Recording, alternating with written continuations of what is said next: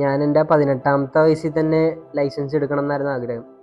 പക്ഷേ എനിക്ക് 2022 അതിന് പറ്റിയത്. എനിക്ക് 20 വയസ്സുള്ളപ്പോൾ ഞാൻ ലൈസൻസ് കംപ്ലീറ്റ് ചെയ്തത്. KPL കളിക്കുന്നതിൻ്റെ ഇടയിൽ ഒരു ഇഞ്ചറി വന്ന്, അപ്പോൾ ആ ഒരു ടൈമിലാണ് എനിക്ക് ലൈസൻസ് ചെയ്യാൻ പറ്റിയത്. ആ ഒരു ടൈമിൽ കുറച്ച് അഡ്വൈസസ് വന്നത്, ഇപ്പം കളിക്കാനായിട്ടുള്ള ടൈമാണ്, കോച്ചിങ്ങിലൊന്നും ഇപ്പോൾ ഫോക്കസ് ചെയ്യേണ്ട, കുറച്ചുകൂടി കളിയിൽ ഫോക്കസ് ചെയ്താൽ മതി എന്നായിരുന്നു വന്ന അഡ്വൈസ്. പക്ഷേ ഞാൻ റെക്കമെൻഡ് ചെയ്യുന്നത് പ്ലേയേഴ്സിനോട് കളിക്കുന്ന ടൈമിൽ തന്നെ കോച്ചിങ് ലൈസൻസ് എടുക്കാൻ പറ്റിയാൽ വളരെ ഹെൽപ്ഫുൾ ആയിരിക്കും. കാരണം എന്താ വെച്ചാൽ നിങ്ങൾക്ക് കളിയിൽ നിന്ന് കിട്ടുന്ന എക്സ്പീരിയൻസ് ഭാവിയിൽ കോച്ചിങ്ങിലേക്കും ഹെൽപ്ഫുൾ ആയിരിക്കും. അതുപോലെ തന്നെ കോച്ചിങ്ങിൽ നിന്ന് കിട്ടുന്ന എക്സ്പീരിയൻസ് കളിയിലെ ഇമ്പ്രൂവ് ചെയ്യാനായിട്ട് ഹെൽപ്ഫുൾ ആയിരിക്കും. അതുപോലെ തന്നെ ഞാൻ ലൈസൻസ് ചെയ്തത് 2023 ARFCയിൽ വെച്ചായിരുന്നു അതിൻ്റെ കോഴ്സ് വന്നത്. അവിടെ നിന്ന് പിന്നെ എനിക്ക് ഓഫർ വന്ന്, അപ്പോൾ പിന്നെ ARFCയിലായിരുന്നു ഞാൻ വർക്ക് ചെയ്ത 1 വർഷം. അവിടെ പ്ലെയർ കം കോച്ച് തന്നെയായിരുന്നു. അവിടെ അവരുടെ I-League 3 കളിച്ചു. പിന്നെ അതുപോലെ തന്നെ സ്റ്റേറ്റ് ലീഗ് ഉണ്ടായിരുന്നു, സ്റ്റേറ്റ് ലീഗും കളിച്ചു. പിന്നെ അത് കഴിഞ്ഞിട്ട് എൻ്റെ കോച്ചിങ് റോൾ ഉണ്ടായിരുന്നത് Under-13 അസിസ്റ്റൻ്റ് കോച്ചായിരുന്നു. അതുപോലെ തന്നെ ഗ്രാസ് റൂട്ടിൻ്റെ Under-18 ഒരു ഡ്യൂട്ടിയും ഉണ്ടായിരുന്നു, അവരെ ട്രെയിൻ ചെയ്യിക്കുന്ന ഡ്യൂട്ടിയും ഉണ്ടായിരുന്നു. കറൻ്റ് ഞാനിപ്പോൾ ലൈസൻസ് ചെയ്തുകൊണ്ടിരിക്കുകയാണ്. മൊഡ്യൂൾ 1 കഴിഞ്ഞു.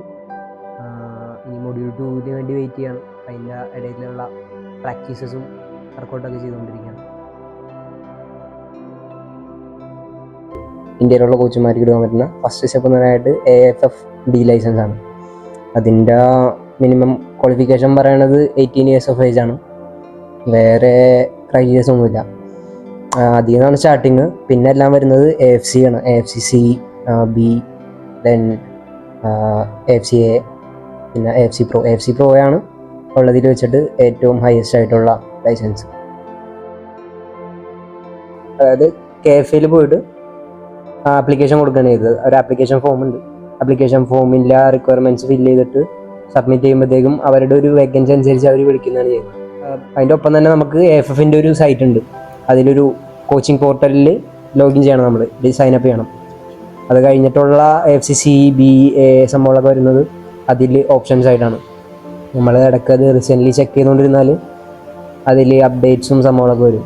നമ്മളത് നോക്കി നമുക്ക് എലിജിബിൾ ആണെങ്കിൽ നമുക്കതിലേക്ക് എന്താ പറയുക അപ്ലൈ ചെയ്യാൻ പറ്റും. കോച്ചിങ് എന്ന് പറയുമ്പോഴത്തേക്കും പല ലെവലിലും പല ഒബ്ജക്റ്റീവ്സ് ആണ് നമുക്ക് അച്ചീവ് ചെയ്യേണ്ടത്. ഫോർ എക്സാമ്പിൾ ഇപ്പോൾ പറഞ്ഞു കഴിഞ്ഞാൽ ലൈസൻസിൽ ബേസിക്കലി ഗ്രാസ് റൂട്ട്സ് ആണ്. 13 വയസ്സ് അല്ലെങ്കിൽ 13 വയസ്സിന് താഴെയുള്ള കുട്ടികളാണ് നമ്മളതിൽ ട്രെയിൻ ചെയ്യിക്കണം. അപ്പോൾ നമുക്ക് എന്തായാലും ബേസിക്സ് ആണ് കൂടുതലും അറിഞ്ഞിരിക്കേണ്ടത്.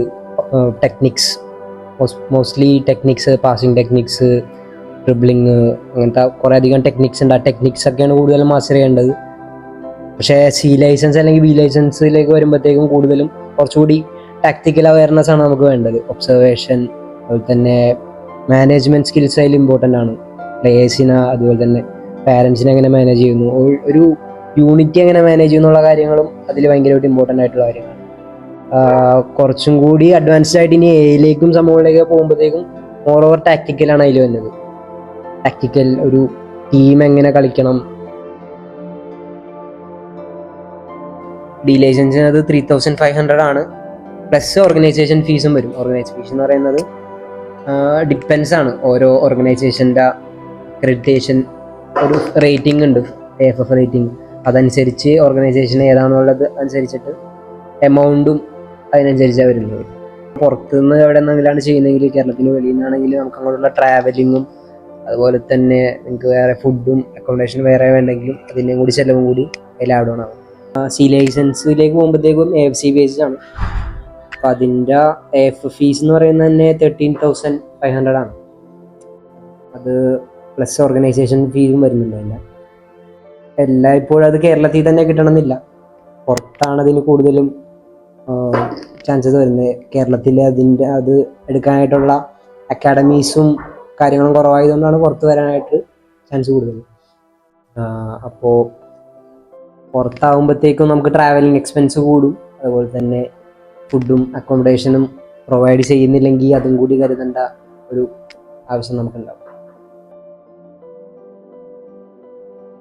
എനിക്ക് തോന്നുന്ന കുറച്ച് കാര്യങ്ങൾ, ഒന്ന് പ്ലാനിങ് ആണ്. പ്ലാനിങ്ങിൽ നമ്മൾ ഒരു ഷോർട്ട് ടൈം പ്ലാനിങ് ആയാലും ലോങ് ടൈം ആയാലും നമ്മൾ ചെയ്യുന്ന സെഷൻസ് എന്താണ്, അതും അതുപോലെ തന്നെ നമുക്കൊരു ഗോൾ ഉണ്ടെങ്കിൽ എന്താണ് അതെങ്ങനെ അച്ചീവ് ചെയ്യാന്നുള്ളൊരു പ്ലാനിങ് ഉള്ളത് വളരെ നല്ലതാണ്. രണ്ടാമതായിട്ട് തന്നെ അത് എക്സിക്യൂഷൻ, അതായത് നമ്മുടെ കമ്മ്യൂണിക്കേഷൻ വരും ഭയങ്കര ഇമ്പോർട്ടൻ്റ് ആണ്. നമ്മളൊരു ഒരു മെസ്സേജ് കൺവേ ചെയ്യുമ്പോഴത്തേക്കും അത് എത്രത്തോളം അവരിലേക്ക് സ്റ്റുഡൻസിലേക്ക് എത്തണം എന്നുള്ള കാര്യങ്ങൾ വളരെ ഇമ്പോർട്ടൻ്റ് ആണ്. അതിന് നമ്മുടെ ലാംഗ്വേജ് ഒരു ബാരിയർ ആവരുത്. ഇംഗ്ലീഷ് അതുപോലുള്ള കോമൺ ലാംഗ്വേജ് അറിയണമെങ്കിൽ നമുക്ക് ഡെവലപ്പ് ചെയ്യാൻ പറ്റുകയാണെങ്കിൽ ഇത് വളരെ ഹെൽപ്ഫുൾ ആയിരിക്കും. അതുപോലെ തന്നെ ഇമ്പോർട്ടൻ്റ് ആയിട്ടുള്ള ഒരു ഏരിയ ആണ്, ടോപ്പിക്കാണ് ഒബ്സർവേഷൻ. ഒബ്സർവേഷനിൽ നമ്മൾ ഒരു മാച്ച് കാണുമ്പോൾ അല്ലെങ്കിൽ ഒരു സെഷൻ ചെയ്യുമ്പോൾ ഉണ്ടാകുന്ന ഫുട്ബോൾ പ്രോബ്ലംസ് എങ്ങനെ ഐഡൻറ്റിഫൈ ചെയ്യുന്നുള്ള കാര്യങ്ങളാണ് അതിൽ കൂടുതലായിട്ട്. അത് ഇമ്പ്രൂവ് ചെയ്യാൻ വേണ്ടിയിട്ട് നമുക്ക് സെൽഫായിട്ട് ചെയ്യാൻ പറ്റുന്ന കാര്യങ്ങളാണ് മാച്ച് കാണുക, കൂടുതൽ മാച്ചസ് കാണുക, മാച്ചസ് അനലൈസ് ചെയ്യുക, ടോപ്പ് ലീഗ്സ് ആയിട്ടുള്ള ISL കാണുക, I ലീഗ് കാണുക, അതുപോലെ തന്നെ ലാ ലീഗ, പ്രീമിയർ ലീഗ് എല്ലാം കാണുന്നത് കുറച്ചുകൂടി നല്ലതായിരിക്കും ഇമ്പ്രൂവ് ചെയ്യാൻ വേണ്ടിയിട്ട്. അതുപോലെ തന്നെ അതിലുള്ള കോച്ചുമാരെന്താണ് ഉദ്ദേശിക്കുന്നത്, അവരുടെ ഒരു ഫോർമേഷൻ, അതുപോലെ തന്നെ ഫിലോസഫി എന്താണ്, മെത്തേഡ്സ് എന്താണെന്നുള്ള കാര്യങ്ങളൊക്കെ ഒന്ന് ഒബ്സർവ് ചെയ്താൽ അല്ലെങ്കിൽ ഐഡൻറ്റിഫൈ ചെയ്യാൻ നോക്കിക്കഴിഞ്ഞാൽ ഹെൽപ്ഫുൾ ആയിരിക്കും ഭാവിയിൽ നമുക്കൊരു ഫിലോസഫി അല്ലെങ്കിൽ ഒരു ഫോർമേഷൻ ക്രിയേറ്റ് ചെയ്യാനും ഡെവലപ്പ് ചെയ്യാനൊക്കെ ആയിട്ട്. അതുപോലെ തന്നെ എനിക്ക് ഇമ്പോർട്ടൻ്റ് ആയിട്ട് തോന്നിയൊരു ടോപ്പ് കാര്യമാണ് ഒരു മെൻറ്റർ ഉണ്ടാവുന്ന എപ്പോഴും നല്ലതാണ്. നമ്മളെ ഗൈഡ് ചെയ്യാനും നമുക്ക് ഹെൽപ്പ് ചെയ്യാൻ ഒരാളുള്ളത് നല്ലതാണ്. അപ്പം എൻ്റെ ഒരു കേസിൽ പറയുകയാണെങ്കിൽ ഞാൻ ARFCയിൽ വർക്ക് ചെയ്യുമ്പോൾ അവിടെ ഉണ്ടായിരുന്ന ടെക്നിക്കൽ ഡയറക്ടറും ഹെഡ് കോച്ചും എനിക്ക് ഭയങ്കര ഹെൽപ്ഫുൾ ആയിരുന്നു. വിവേക് നകുലും അതുപോലെ തന്നെ സലീം പത്താനുമായിരുന്നു അവിടുത്തെ ഒരു ടെക്നിക്കൽ ഡയറക്ടറും ഹെഡ് കോച്ചും.